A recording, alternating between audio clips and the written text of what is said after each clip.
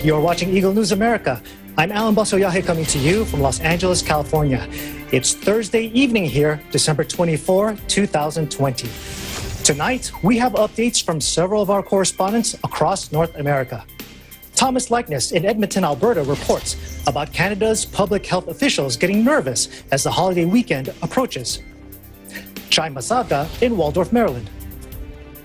Maryland vaccinates healthcare workers, residents, staff of nursing homes, long-term care facilities, and first responders. Carlo Valdez in Union Township reports about New Jersey Governor Phil Murphy issuing a statement regarding testing requirements for United passengers from the United Kingdom. Frendel Verheeren in Seattle, Washington reports about Seattle boosting the city's COVID-19 testing capacity. Eagle News correspondent JP Era tells us about how Sacramento is preparing warming centers for the homeless. Joining us tonight is Tristan Diaz in Bakersfield, California. Los Angeles exceeds daily highs in COVID-19 deaths and hospitalizations. Anna Cui in Las Vegas, Nevada reports about Governor Sisolak urging Nevadans to remain vigilant during the holiday weekends and ways to gather safely in time of COVID-19. For business news, Bobby Soriano in New York reports about the Brexit deal reached between UK and the European Union, businesses looking to expand COVID testing into 2021, and new U.S. regulations for tipping. Plus, entertainment news with Eliza Gonzalez-Manlagmut in Washington.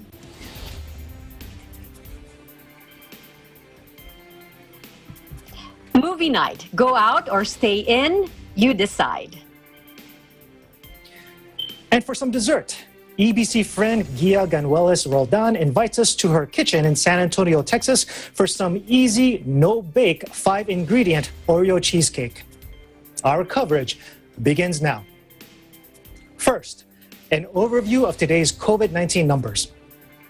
According to the Coronavirus Resource Center of Johns Hopkins University and Medicine, as of 6 p.m. Eastern Time, Thursday, December 24, 2020, the number of cases of COVID-19 reported worldwide is now more than 79,194,000. Top three on the list of countries with recorded cases are the U.S. with 18.5 million, India with 10.1 million, and Brazil with 7.4 million. To date, more than 1,738,000 have succumbed to this virus. Top three countries with the most number of COVID-19 related deaths are the U.S. at more than 328,000, Brazil at more than 189,000, and India at more than 146,000. Centers for Disease Control and Prevention Director Robert Redfield said Wednesday more than 1 million people have received their first dose of a COVID-19 vaccine in the United States. Redfield said the nation achieved an early but important milestone today. Jurisdictions have now reported that more than 1 million people have received their first dose of COVID-19 vaccine since administration more than a week ago. 3 million doses were delivered last week across the country, with the first authorized vaccine developed by Pfizer and BioNTech administered on December 14. This week, the target was to distribute 6 million vaccine doses by Moderna this week and another 2 million of Pfizer's. Operation Warp Speed Chief Operating Officer and Army General Gus Perna says it's been a big week of delivery of vaccines. Good afternoon to everybody as we get settled in right before the holidays. There's been a big week of delivery of vaccines. Over 7,800 deliveries by the end of tomorrow as we are delivering the 7.9 million doses of vaccine that were allocated for this week around the country. So today we've allocated 15.5 million doses of vaccine. And we are on track to allocate another 4.5 to 5 million next week, which will bring us to 20 million doses of vaccine allocated to America before the end of the year. We'll finish those deliveries in the first week of January, 4, 5, 6 January, to make sure that all those doses are available to the American people. Residents of long-term care facilities and healthcare workers were at the front of the line, while the next phase is set to target people aged over 75 and critical workers. In Boston, veterans, active military, and frontline workers receive the Moderna COVID-19 vaccine at the West Roxbury Veteran Affairs Medical Center in Boston, Massachusetts. Take a look. I feel great. I'm just happy that we have a vaccine and we can start seeing the beginning of the end of this virus. They don't know what the side effects is, but I think it'll be better because it's almost 40 to 60 people die in Massachusetts a day. I'd rather deal with the worst of two evils, not knowing the side effects.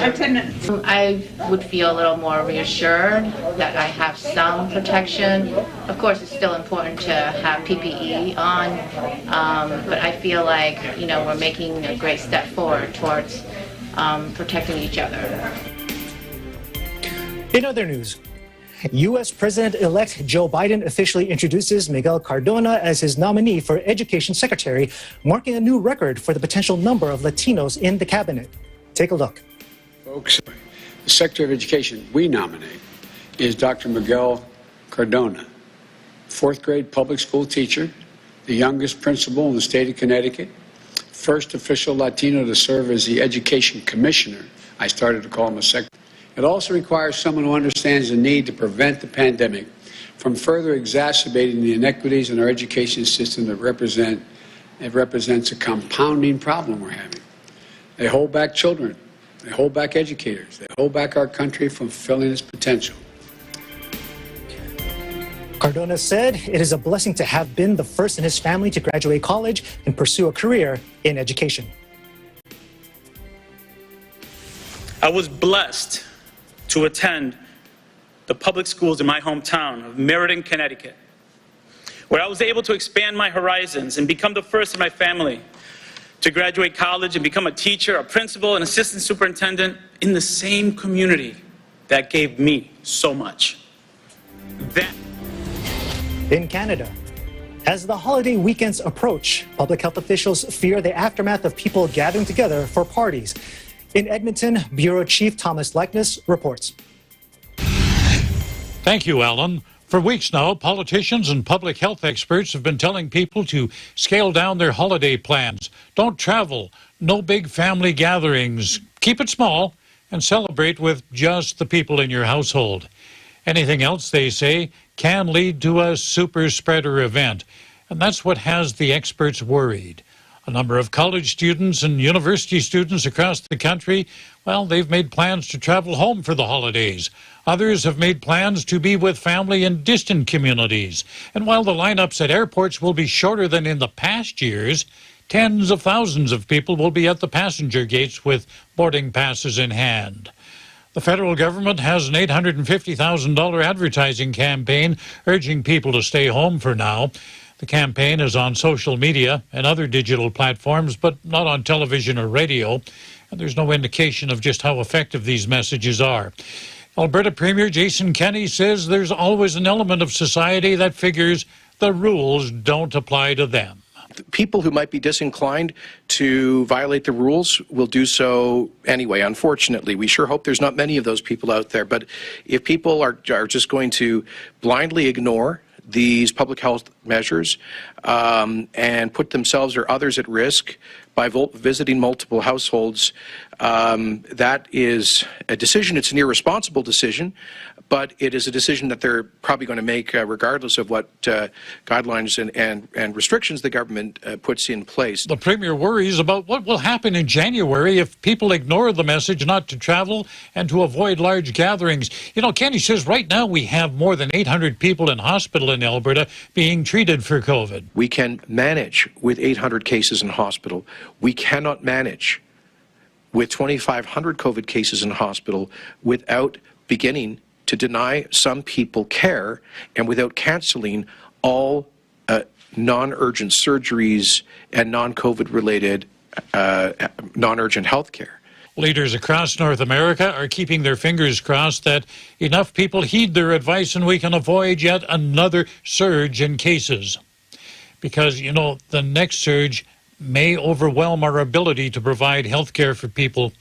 And that's when uncomfortable decisions will be made about who can get care and can be saved and who won't. In the meantime, I wish you all good health. Remember to take care of others. Take care of yourselves. Stay home, stay safe, and stay tuned to Eagle News for accurate and balanced coverage of the COVID-19 pandemic and other current affairs. In Edmonton, Canada, Thomas I. Likeness, Eagle News. We live in interesting times. Back to you, Alan. Strong messages from Canada's health officials. Thank you, Thomas. COVID-19 vaccinations have started in Maryland. And like in other parts of the country, first in line are the healthcare workers and first responders. In Waldorf, Chaimasaga reports. Yes, Alan. Moderna vaccine, another 2-dose COVID-19 vaccine, which was granted an emergency use authorization by the FDA, was shipped to Maryland recipients this week. This is in addition to the over 86,000 Pfizer vaccine the state initially received. The shipment of 104,300 Moderna vaccine this week brings to a total of more than 191,000 COVID-19 vaccine for the state since the week of December 14. Maryland's vaccination effort is now well underway. Phase 1A of the vaccination plan focuses on healthcare workers, residents and staff of nursing homes and long-term care facilities, and first responders. Part of the initial allocation goes to hospitals across the state, and the number of doses being distributed to hospitals depends on the number of their high-risk staff, as reported to the Maryland Hospital Association. It is expected that approximately 90% of Maryland's healthcare workers would be vaccinated upon the completion of this week's shipment, while the rest of the healthcare workers will be covered by next week's shipment of the vaccine. As to our first responders, Alan, their vaccines will be administered by their respective local health departments. State health officials are setting aside doses from initial allocations for the local health departments to vaccinate first responders in vaccination clinics for EMS, firefighters, and law enforcement. Vaccination clinics for nursing homes and long-term care facilities in Maryland has also started. Yesterday, Governor Larry Hogan witnessed the administration of the first COVID-19 vaccine to nursing home staff and residents of Franklin Woods Center in Baltimore County. Governor Hogan said that this is an incredible turning point in the fight against COVID-19 and is another moment of hope in this long battle. To administer vaccines to the residents and staff, state health officials have signed up Maryland's nursing homes and long-term care facilities with a federal pharmacy partnership with CVS and Walgreens, which set up the vaccination clinics. Samuel Cushing is said to be the first Maryland nursing home resident to receive the vaccine. Now, Alan, for purposes of transparency and to give Marylanders more information relative to the state's vaccination effort, the state of Maryland launched a new COVID-19 vaccination data dashboard on coronavirus.maryland.gov. The dashboard features new data visuals, additional metrics, including statewide vaccinations by region, age group, gender, race, and ethnicity. The Maryland Department of Health said that the data the dashboard provides help inform everything from operations to outreach and communications. The data are sourced from Immunet. Immunet is the state's immunization information database where healthcare systems and providers upload and store vaccination records. With this, Alan, reports are expected to cover more nursing homes and healthcare providers as new vaccine allocations are shipped and new rounds of vaccination are administered in the coming weeks and months. In Waldorf, Maryland, Chaimasaga, Eagle News, we live in interesting times. Back to you, Alan. Chai, how is your state's vaccination effort so far? Well, so far, Alan, it's going well as planned. You know, in the almost 2 weeks that the vaccination has started, you know, since December 14, more than 14,000 Marylanders have been vaccinated. Of course, these are the healthcare workers and, as of yesterday, residents of nursing homes and long-term care facilities. But I know some healthcare workers who have been vaccinated and they're happy about it, Alan. At least now they have protection and they have a better fighting chance against the virus. So I think we're getting a glimpse of the light at the end of the tunnel, Alan. And I'm really hoping that we're heading towards the end of the beginning of the end of this pandemic, Alan. Oh, we know you'll stay on top of this story in the weeks to come. Thank you, Chai. Thank you, Alan. When we come back, updates from our Eagle News correspondents in Union Township, New Jersey, Seattle, Washington, and Sacramento, California. This is Eagle News America. Stay with us.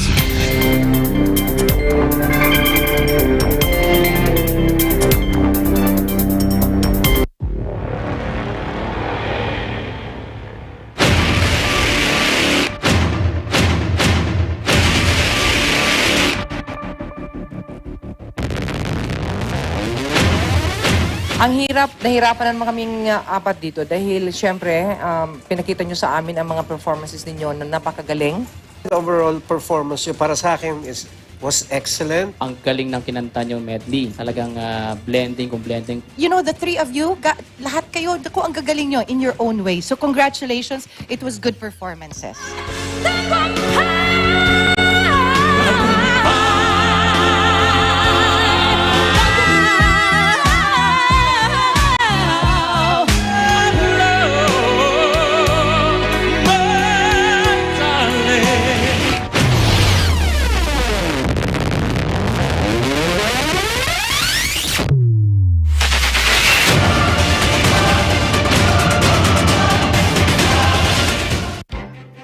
Events happen around us all the time, in our community, in our country, around the world. Events that affect people, move communities, or simply inspire us. Interesting events that people need to know. In these interesting times, we continue to be a competent partner in delivering news about these events. Fast, accurate, balanced. Eagle News, because we live in interesting times.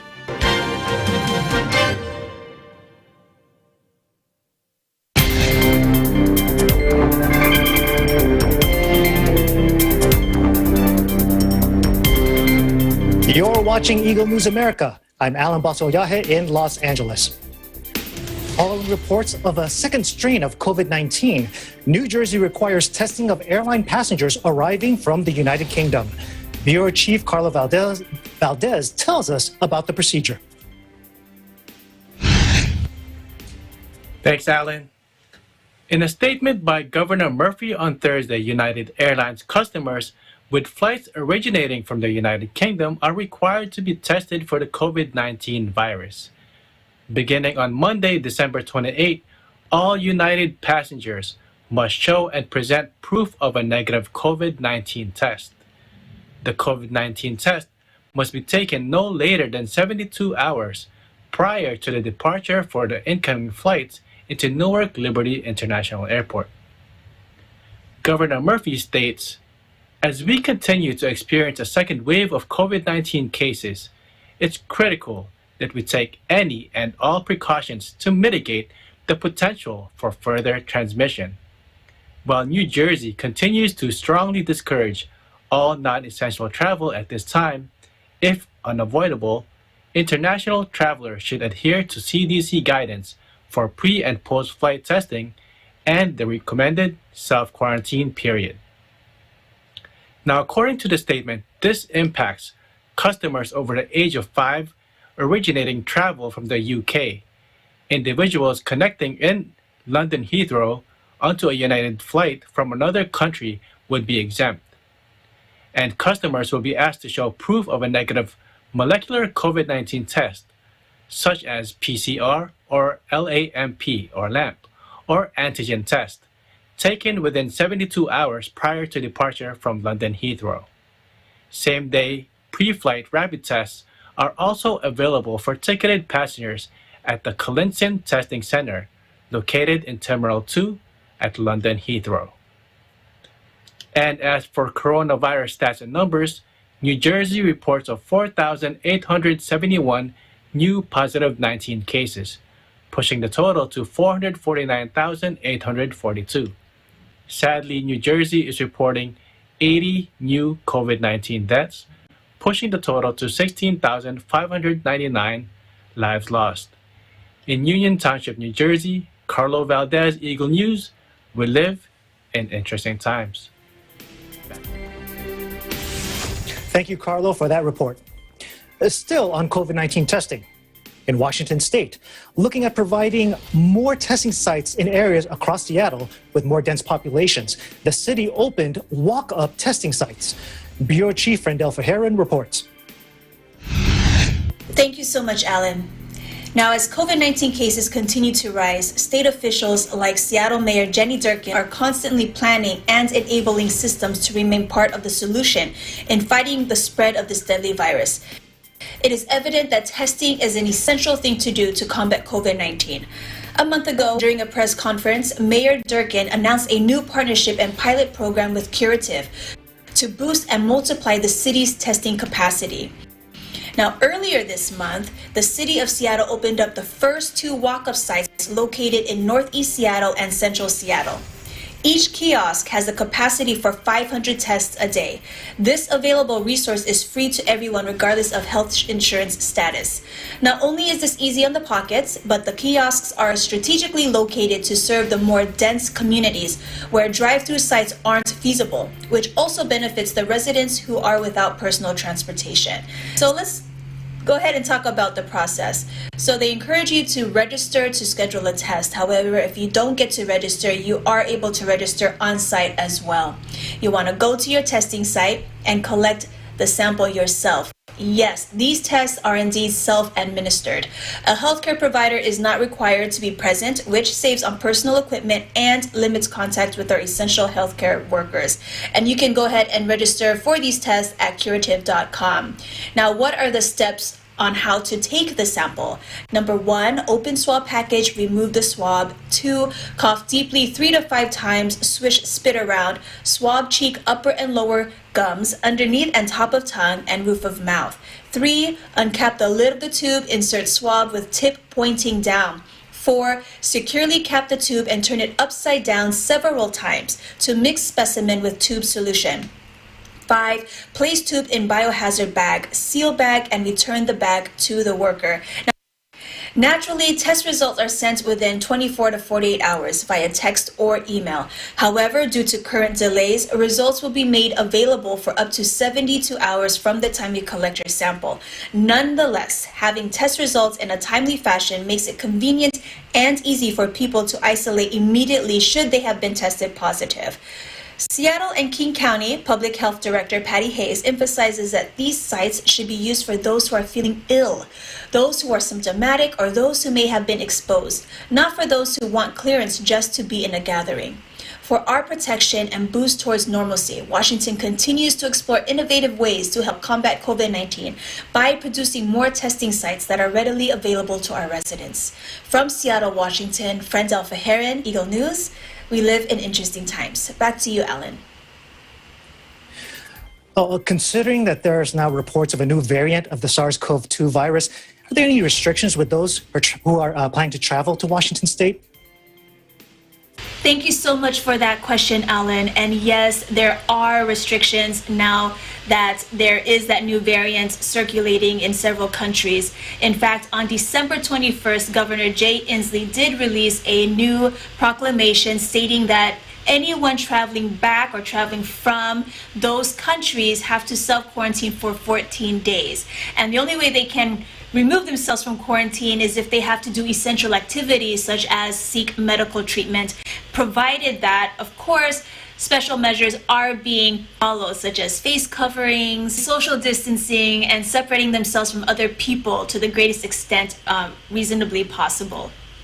Alan? Well, thank you for that information and for that report, Frendel. Now let's head over to California. As cold weather this season approaches, with this pandemic not really helping the situation, the city of Sacramento prepares warming centers for those without homes. Eagle News correspondent JP Era files this report. Here in Sacramento, we currently have a total number of 57,082 confirmed cases of the coronavirus. This pandemic has caused many businesses to close, some to lose their means of livelihoods, and even those who may have lost their home.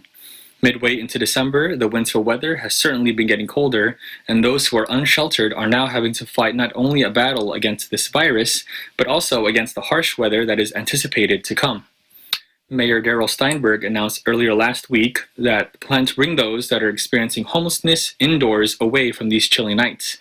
Although COVID restrictions are still in place, the city is working to ensure that those who are unsheltered will have a place to stay safe and warm, while also abiding by the rules and regulations of the COVID-19 protocols. Those who are homeless will also have different options when these warming centers begin to open. The first option is a hotel voucher, which will be prioritized to families and those who are more vulnerable, that will be funded by some of the CARES Act stimulus fund. The second option will be the main library galleria in the downtown area that can accommodate around 60 people that they would use as a warming center following strict COVID restrictions when temperatures would fall below a certain degree. And the final option would be camper trailers that are currently used for COVID-19 medical isolation, but have been approved to be converted to a warming area once it is no longer needed for medical isolation. Although cases of the coronavirus still continue to surge and the threat of harsh weather affecting the lives of Sacramentans, Sacramento County is making steps towards ensuring that everyone is safe and comfortable during this time. In Sacramento, JP Era, Eagle News, we live in interesting times. Stay safe and warm up there, JP. Thank you. Up next, updates from our Bakersfield, California, Las Vegas, Nevada, and business news with Bobby Soriano in New York. Eagle News will return in a moment. Stay with us.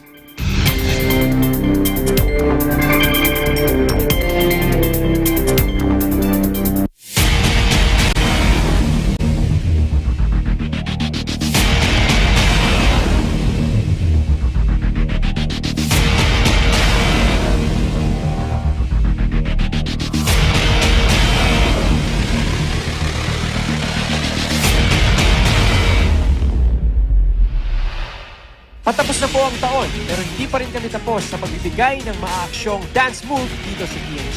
At ngayong linggo, mas matinding dance showdown ang inyong matutunghayan because we will bring you the 4th monthly finals. Yes, dito lang yan sa mas pinatimong biggest talent competition on Philippine TV and online. Tagisan ng Galing Part 2 Dance Edition!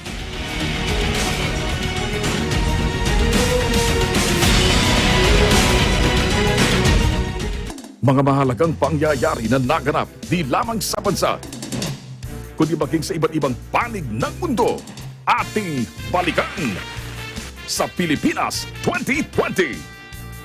Tinutukan ng Eagle News Team sa iba't ibang sulok ng bansa, pati na sa ipayong dagat. Pilipinas 2020. Hatid sa inyo ng Net25, Radyo Agila, EagleNews.ph at ang Eagle News Live. Pilipinas 2020. Abangan!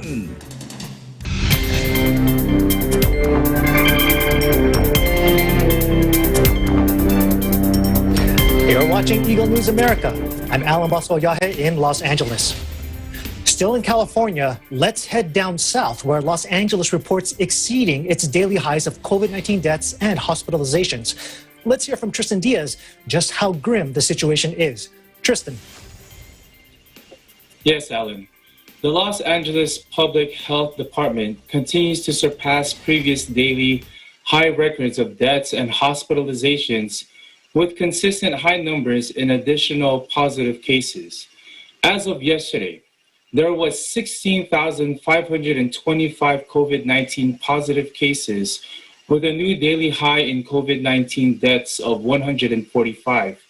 Current hospitalizations are also at an all-time high, with 6,155 people hospitalized due to COVID-19, with 20% of them in the intensive care unit. These COVID-19 increases are critically affecting Los Angeles County. The surge in positive cases started in the beginning of November, directly impacting the number of hospitalizations and deaths by causing them to also increase. Barbara Ferrer, the LA Public Health Director, states, "Tragically, we are on our way to witnessing 10,000 deaths from COVID-19 and our hospitals overwhelmed with COVID-19 patients. Every day, more than 14,000 additional people become intimately aware of the easy spread of this virus because they test positive for COVID-19. The winter holidays invite us to spread joy and light to those around us. Perhaps as we weigh the request to delay travel plans and gather only with members of our household, we can find comfort in making these sacrifices because we know that by staying home, we are giving others the ultimate holiday gift. We may be saving their lives." Although Los Angeles residents are excessively reminded to avoid large gatherings and stay within one's immediate household, there are those who continue to throw caution to the wind. Public health officials urge these residents to not worsen the situation by staying home afterwards to quarantine for a minimum of 10 days to avoid unknowingly transmitting the coronavirus. Dr. Ferrer continues to state, "We are in the middle of a horrific surge, and we all need to take the hard steps, the wise steps, to reduce transmissions and exposure now during the holidays and as we begin 2021. The sooner we all take these vitally important steps, the sooner we can stop the surge in cases that is overwhelming our hospital care system." In Bakersfield, California, Tristan Diaz, we live in interesting times. Back to you, Alan. Tristan, what's the update today on these COVID-19 statistics? Yes, actually, it was just posted about an hour ago. The COVID-19 positive cases are not as high as yesterday's numbers, but they are still consistently above 10,000 with 13,678 new positive cases.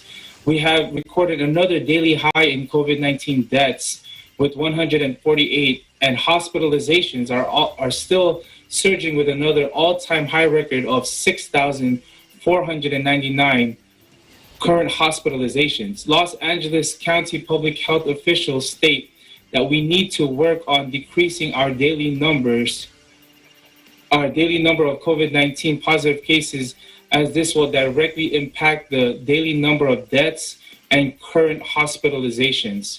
Less positive cases will also mean less deaths and hospitalizations. As of today, Los Angeles County now has a total of 677,299 positive cases and 9,299 deaths. Angelenos need to heed the instructions of the county public health department and avoid gathering this holiday season except with their immediate household for Los Angeles to beat this virus. Back to you, Alan. Well, we've heard it time and again. Stay home, save lives. Thank you for that report, Tristan. In Nevada, Governor Steve Sisolak urges residents to stay vigilant against the pandemic, especially during the holiday weekends. Plus, some tips on how to gather safely following a nationwide surge in COVID-19 infections. Bureau Chief Anna Cui has the details. Thank you, Alan.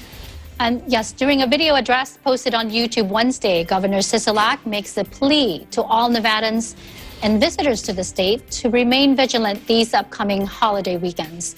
He mentioned that, as health experts predicted, celebrations and gatherings during the Thanksgiving weekend took the COVID statistics to record numbers, not only here in Nevada, but in many other states, as you've seen as well in the country. And Sisolak reminded that, as we start to see the effect of that holiday weekend recede, Nevada residents, should not allow the upcoming holiday weekends to create another surge on top of a surge. But sadly, Alan, pandemic fatigue is real. Right? I'm sure you've seen it. Some people just seem to be ignoring safety measure recommendations now. And then combining that with the human need for social interaction, that's been restricted for almost a year now. It's really a perfect formula to exacerbate the surge in COVID cases as we're seeing now. And again, just clearly not only here in Nevada, but, especially there in California. And then at a national level, we hear of doctors and nurses and other healthcare workers talk about overwhelming conditions in hospitals for weeks to come if we don't change these behaviors quickly. So, Alan, the old saying, if you can't beat them, join them. Well, in this case, join them safely. Some psychology experts say that it's human nature to go against what they're told not to do. So if people insist on having family and social gatherings during the rest of this holiday season, at least take some time to plan carefully and do some of the things that will keep the risk at spreading the virus at a minimum. Of course, best advice from our health experts, as we often hear, even and Dr. Anthony Fauci say, avoid having family gatherings, period. And that would be the best recommendation. But as I mentioned, if you have to, then, do these things that are being recommended. And don't be shy to ask, if you are having to have a family gathering, don't be shy to ask everyone who's coming to your house to be committed to following the safety measures that you're going to put into place. So first, still limit the size to no more than 10 people and no more than 2 households. Limit the gathering, the time, to probably no more than 2 or 3 hours, just enough to eat and play games or socialize. Consider being tested first before going to a gathering, but being negative doesn't mean you're excused from following the rules. If positive, be responsible and stay home. And then consider connecting online via Zoom or WebEx instead, that you can still join the gathering somehow. Have everyone wash their hands properly after walking inside your home, and then hold much of the festivities outdoors if at all possible. Right now I know it's winter, it's cold, it's very cold in some places. Here in Nevada, it's still possible to do that, so you can rent portable outdoor heaters, have a fire pit maybe to keep warm, or alternate being inside and outside of the house if needed. And if staying indoors is a must, then keep your distance. Set up more than 1 table for eating to limit crowding at the table. And keep in mind that when we're eating, we are at the highest risk of transmission because we're without our mask, right? So keep that in mind. And according to Johns Hopkins Bloomberg School of Public Health, consider airflow if you really have to be indoors.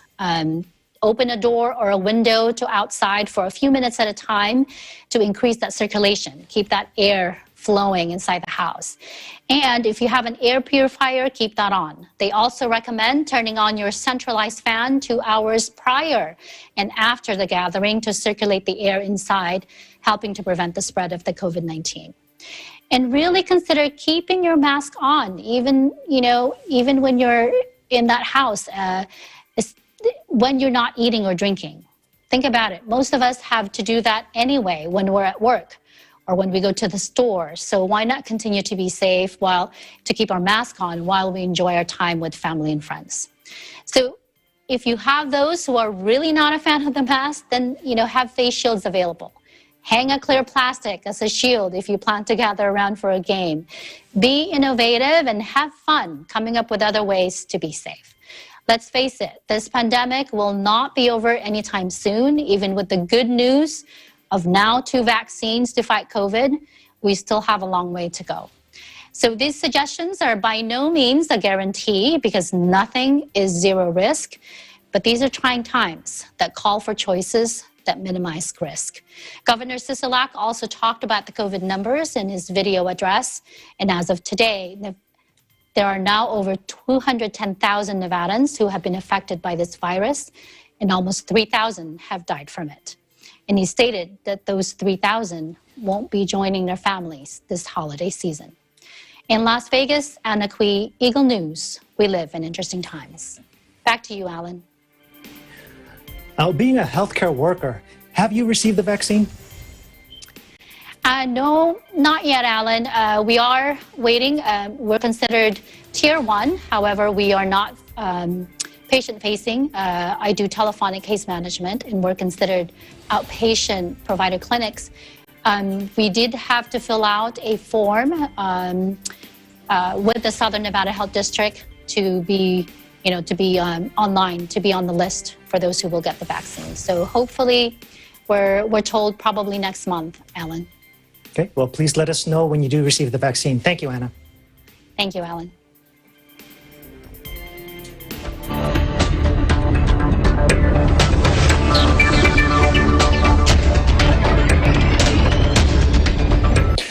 Several stories from our business desk tonight. Bobby Soriano brings us the latest. U.S. markets have closed. Here are your latest business headlines. The United Kingdom and the European Union have finally agreed on a plan for future economic relations, 4 years after citizens of the UK voted to leave the Union. Leaders in the EU, as well as Prime Minister Boris Johnson of the UK, all praised the accord as it now ends uncertainty for many issues that impact businesses who operate within the two regions, including setting guidelines for customs and tariff regulations.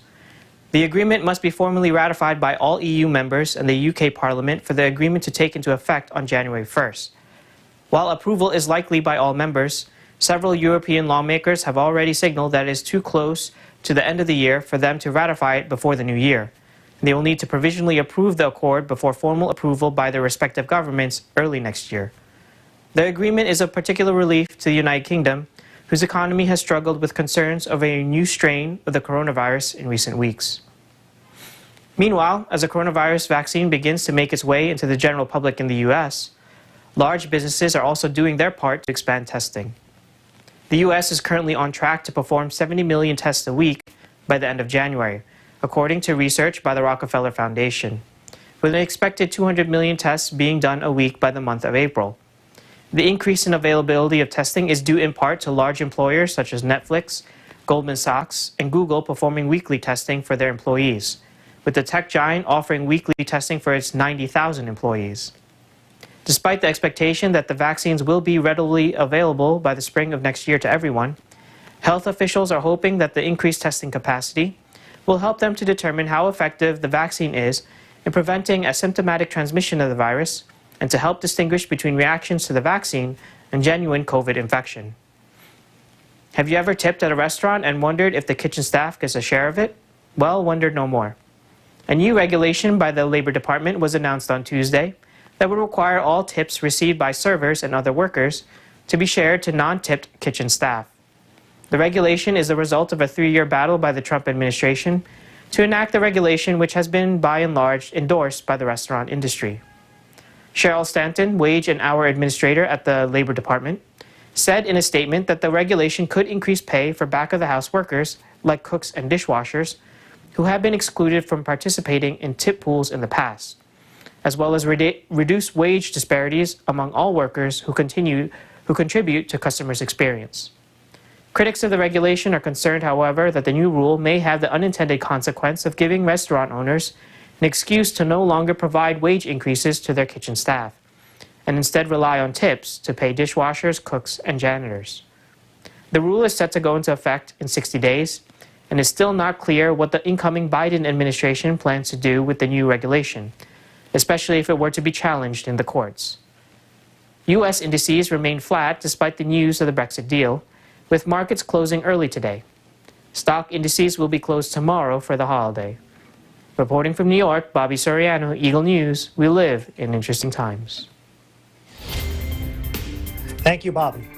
When we come back, entertainment news. This is Eagle News America. Stay with us.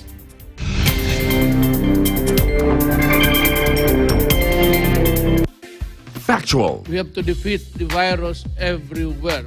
Timely information. Balanced, not only in the country, but also abroad. I'm certain of one thing. Interviews that people need to know. Watch Agila Pilipinas! A one-hour newscast of reports coming from regional hubs in Luzon, Visayas, and Mindanao. Know the important updates in Asia in ASEAN in Focus.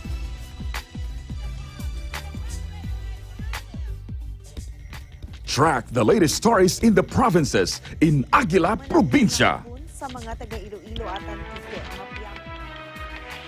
Tune into Mata ng Agila, the evening primetime news program of Net25.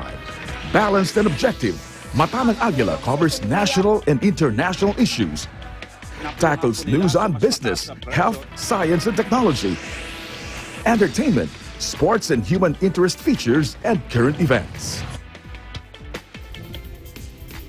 And Eagle News International delivers the latest global reports, impartial, accessible, and up-to-date. It brings to fore EBC's rich international scope and access to valuable information streams. Well, thank you to explain our health outdoor track. Catch these programs on Net25. You can also watch our news programs through eaglenews.ph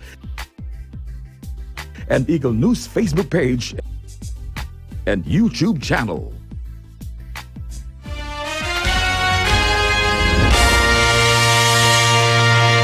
Mga mahalagang pangyayari na naganap di lamang sa bansa, kundi maging sa iba't ibang panig ng mundo, ating balikan sa Pilipinas 2020. Tinutukan ng Eagle News Team sa iba't ibang sulok ng bansa, pati na sa ipayong dagat. Pilipinas 2020. Hatid sa inyo ng Net25, Radyo Agila, eaglenews.ph at ng Eagle News Live. Pilipinas 2020. Abangan!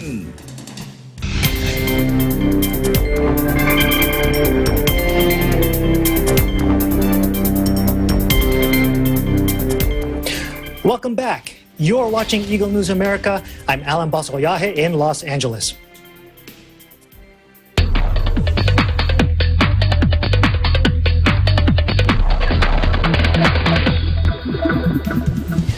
It is winter in the U.S., and this means snow, rain, freezing temperatures, and movies. Since many cannot go to the beach, nor have picnics, nor do any of those outdoor activities, it's a perfect time to go and catch a movie. However, facing a pandemic and with all the safety protocols in place, let's find out how going to the movies is still possible. Eliza Gonzalez-Manglitmot joins us this evening. Thank you, Alan. Good Thursday evening to you and a pleasant Friday morning to our friends in the Philippines. You're correct, Alan. For many, taking the family to watch the newest blockbuster at the theater has become a beloved tradition. So much so that December 25th is a preferred release date for many filmmakers. This year, due to COVID-19, most of the anticipated movies will be available streaming online, but there are still some available in theaters as well. Theaters have implemented pandemic safety protocols as well as discounted private movie screening parties in hopes of luring the public back to their doors. Now, if you have very little or no reason to fear coronavirus, for example, you recently recovered from it or have tested positive for the antigens, you might want to watch News of the World, starring Tom Hanks in his first ever Western. It is only available on the big screen starting tomorrow, and who better to tell us what to expect than Hanks himself. Take a look. I love listening to a great story as much as I like telling one. And that's why I was so excited about playing Kid. He is a storyteller. He is driven, emotional. He is noble. He is moved by the pursuit of the truth. Good evening, ladies and gentlemen. My name is Captain Jefferson Kyle Kidd, and I'm here tonight to bring you all the news from across this great world of ours. News of the world. takes place in the shadow of the Civil War's end. There is defeat, there is strife and anger. These are difficult times. And maybe just for tonight, we can escape our troubles and hear the great changes that are happening out there. Because of the war, Kid came back to having nothing left. Reading the news gave him a purpose. He got up, he collected the stories, he delivered a reading, and then he moved on to the next town. Then along comes Johanna, this kidnappee. Hey! I'm not gonna hurt you! Friend, can't stay out here. Come here. She has no idea who her family is. The Kiowa took you when they attacked your family. Mother, father, and sister were, well, they passed. Burdened by his own decency, Kid is going to have to return her to a family, and this coming from a man who has lost any semblance of what a family is. But there's a horse. Horse. Captain. Make no mistake, Captain. In the war, he's seen we're giving into fear. He's seen life at its absolute cruelest, and he's had enough of it. How much you want for her? This child is not for sale. You know what I'm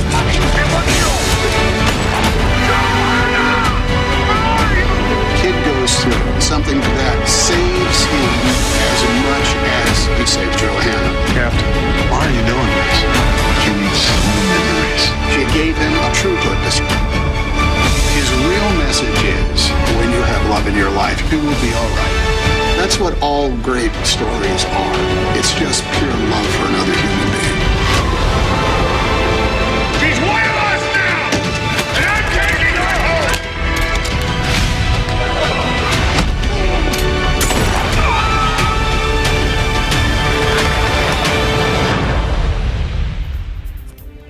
Now, Alan, from Westerns on the big screen, let's move to an urban setting where the movie Soul can inspire audiences with insights on how communities can come together to help raise and mold better citizens for a brighter future. Take a look.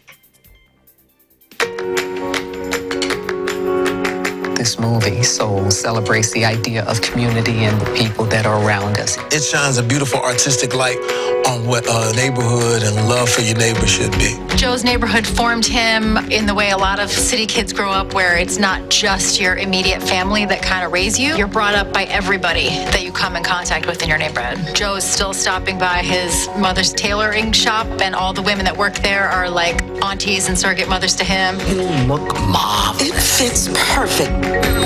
There's the barber shop, and all the locals who are there week to week to week. You can go into that barber shop and you can talk about anything from love, laughter, anger, politics, and feel comfortable. And it's a good old-fashioned neighborhood where everybody knows your name. What I love about what Soul does as a movie, and as far as the way that they present a neighborhood, is you just have a diverse array of different people.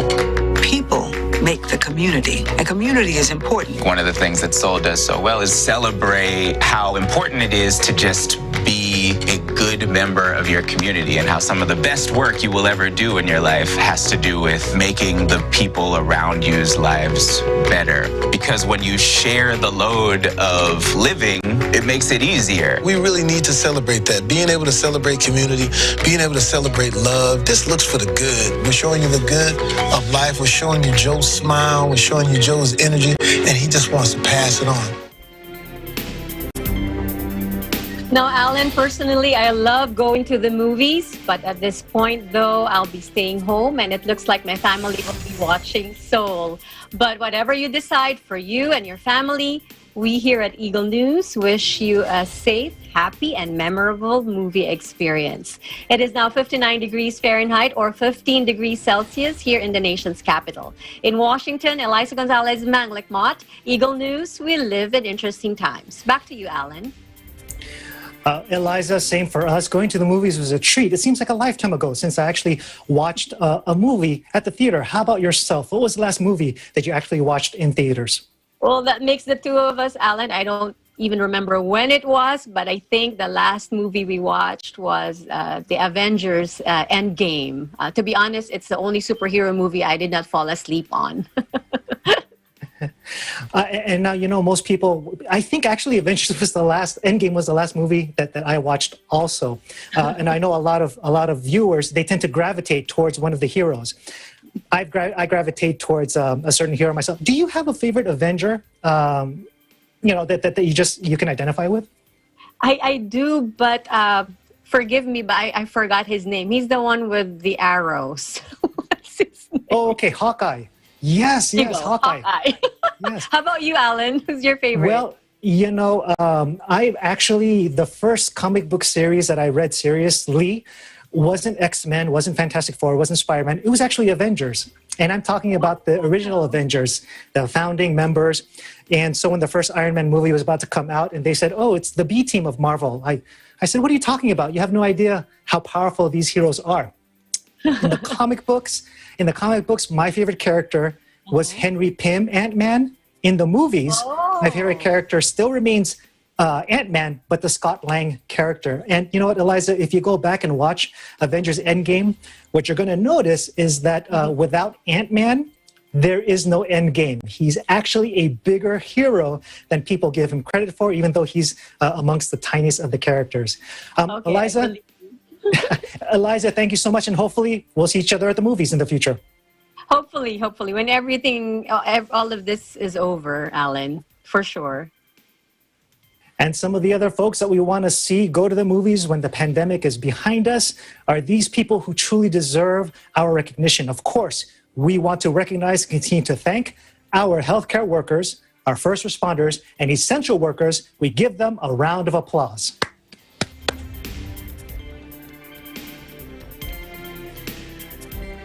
As always, we appreciate you. And that is today's Eagle News America. Thank you for joining us. I'm Alan Basolyahe. We live in interesting times.